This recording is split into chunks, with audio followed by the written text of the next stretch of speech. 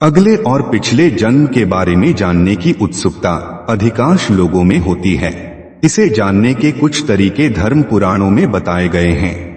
इस जन्म में मनुष्य योनि मिलने का अर्थ यह नहीं है कि अगला जन्म भी इसी योनि में मिलेगा, क्योंकि जीवन मरण और अगला जन्म सब कुछ कर्मों के आधार पर ही तय होता है। गरुड़ पुराण में मनुष्य के हर कर्म का लेखा जोखा दिया गया है, जो न केवल उसके पाप पुण्य का निर्धारण करते हैं, बल्कि मरने के बाद मिलने वाली सजा और अगले जन्म की योनि के बारे में भी बताते हैं। कई बार गलत कार्य करने वाले यह सोचते हैं कि कोई उन्हें देख नहीं रहा है, इसीलिए कई बार लोग ऐसे पाप कर देते हैं जिनके गंभीर परिणाम न केवल इस जीवन में बल्कि अगले जीवन में भी भुगतने पड़ते हैं। अगले जन्म को लेकर लोगों के मन में जिज्ञासा होती है कि वे मनुष्य बनेंगे या पशु या फिर कीड़े मकोड़े। यदि इंसान बनेंगे तो महिला के रूप में जन्म लेंगे या पुरुष के रूप में। इस बारे में गरुड़ पुराण में जो बताया गया है उसे आप इस वीडियो में आगे देखेंगे।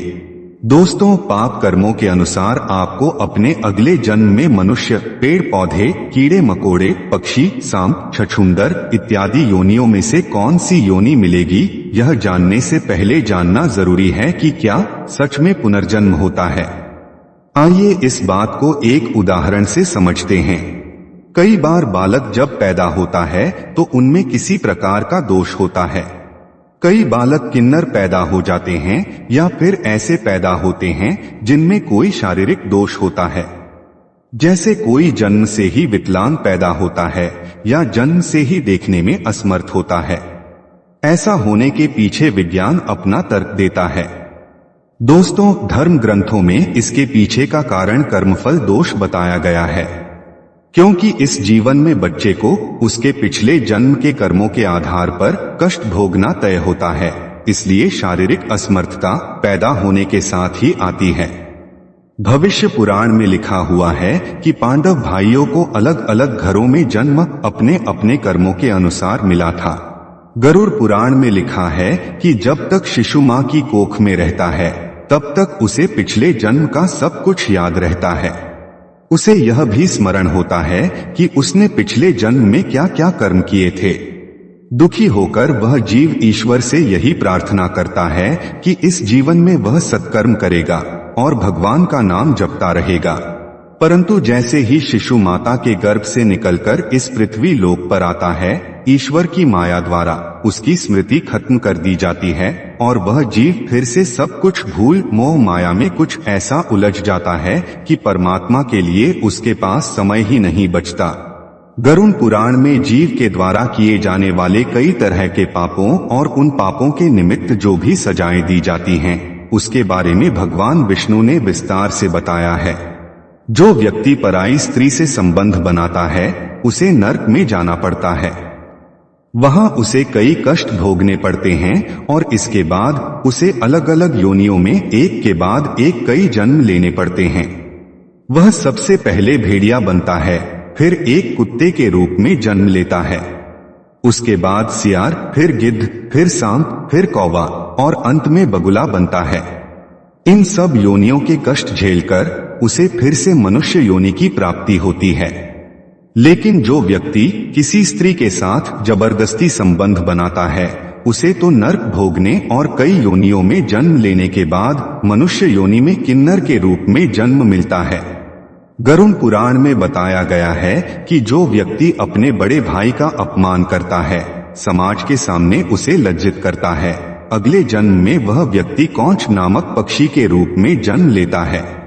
इस योनि में उसे 10 वर्षों तक का कष्ट भोगना पड़ता है, उसके बाद ही उसे मनुष्य योनि प्राप्त होती है।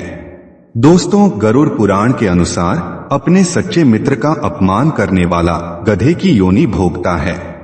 गधे का जीवन काल 25 से 30 वर्षों का होता है। अब यहाँ आता है कर्म फल सिद्धांत। अगर आपने अपने मित्र को इतना कष्ट दिया है कि उसे सारी उम्र पीड़ा भोगनी पड़ती है, तो समझ लीजिए कि 25 से 30 साल गधा बनकर अगले जन्म में अपने मालिक का अत्याचार सहेंगे। अगर आपका पाप क्षमा के योग्य रहा होगा तो कर्म फल सिद्धांत के अनुसार आप गधे की योनि से जल्दी ही मुक्त होकर एक साधारण मृत्यु को प्राप्त हो जाएंगे। माता पिता को कष्ट पहुंचाने वाली संतान कछुआ की योनि में जन्म लेती है। कछुए का जीवन काल बहुत लंबा होता है। कछुआ 20 या 30 साल नहीं जीता, बल्कि उसका जीवन काल 200 से 300 वर्षों के बीच का होता है।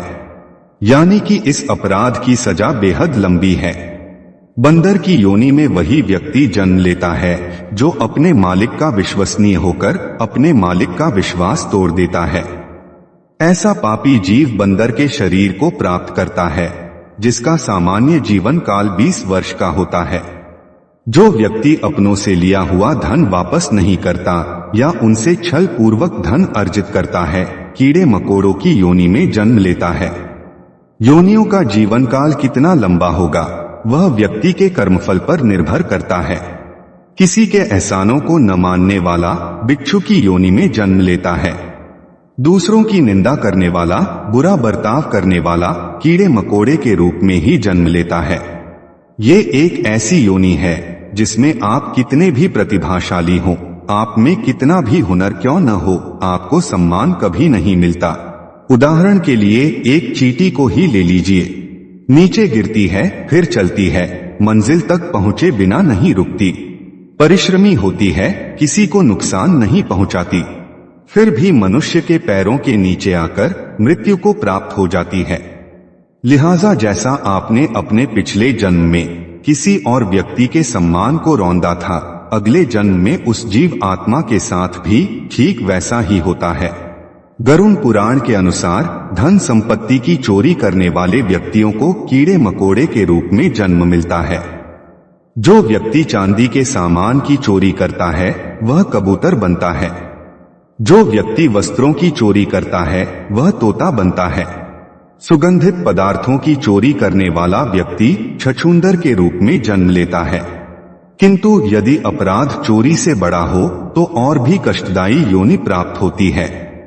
जो व्यक्ति किसी की हत्या करता है तो उसे गधे की योनि में जन्म मिलता है।